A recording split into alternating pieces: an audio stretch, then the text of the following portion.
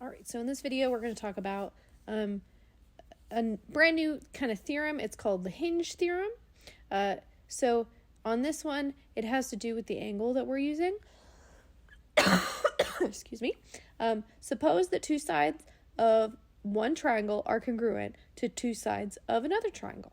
So you can kind of see that here in this triangle. I have this one tick mark to this one tick mark, and I have two tick marks to two tick marks, right? So these two sides are congruent. So AB is congruent to XY, and AC is congruent to XZ, okay? Then the longer third side opposite the larger included angle, and the included angles are not congruent. Sorry, I forgot to read that part. So the included angles are not congruent. So angle A is not congruent to angle X. We can see that, right? A is much bigger than angle X. Then the longer side is opposite the larger angle, included angle.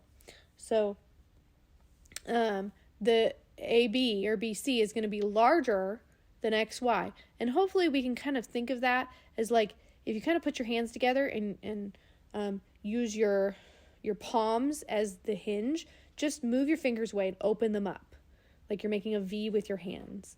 Well, the farther away you move your fingers away from each other, the farther away your fingertips are, right? So even though your hands haven't changed lengths, the farther away you move your hands, the farther that length between your fingertips becomes. So you can kind of think of B and C as your fingertips and A as your palm, and you're just using that hinge, you're opening it. Okay, so the farther you open your hands, the farther away your hands will be. The less you open your hands, the closer your fingertips are going to be, right? So we also have the converse of the Hinge theorem. Suppose that two sides of one triangle are congruent to two sides of another triangle, and the third sides are not congruent. Then the larger included angle is opposite the longer third side. So now we're just using kind of the opposite of this idea. So for this one, because we're talking about the third side, and on the other one we said the included angles are not congruent, well, now it's saying that the third side is not congruent. So now if I know the third side is not congruent, well, I still know if this is the longer side, it's opposite the larger angle. So A is still going to be larger than X based on the side lengths, okay?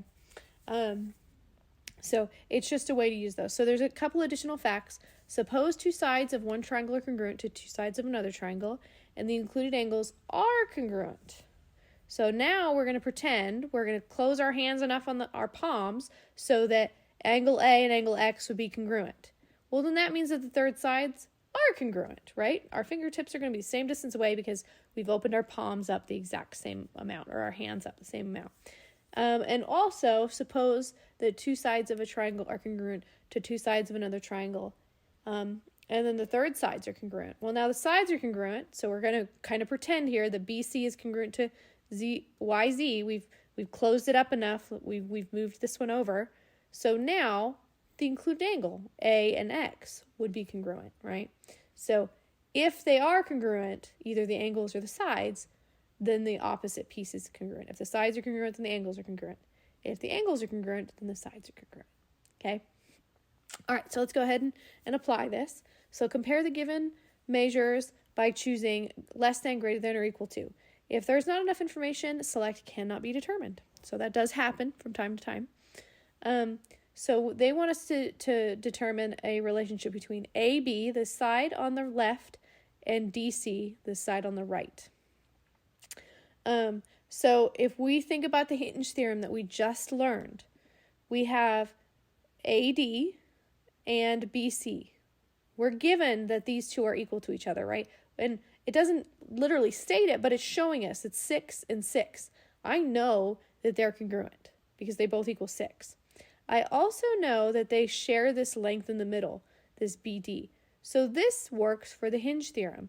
I have 6 and I have whatever this length is in the middle, and I have 6 and I have whatever this length is in the middle, right? So now I know that the angles aren't congruent, so this is the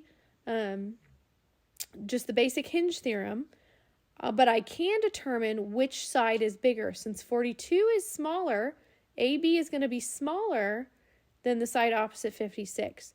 So AB is going to be the bigger side because 56 is larger than 42. So the side opposite 56 is larger. So DC is going to be larger than AB. And I should have bubbled that one in too. All right, so let's take a look at these ones. So now they want us to determine something for F and Z. So for this one, we're given all three sides. So we need to determine if they match. So FE and YZ, so FE this side and YZ on this side, so kind of the left and the right side, those are both 12. And then we're also given that FG and XZ are congruent to each other, right? So FG, this top one, and XZ, this bottom one, are both 15. So again, now we have the Hinge theorem again, but this is the converse to the Hinge theorem because we're given a third side instead of the angle. So 19 is larger than 17.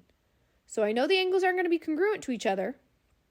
I'm going to look at which one is larger. Since 19 is larger, I'm going to look at the angle opposite because its angle is going to be larger. So Z is larger than angle F.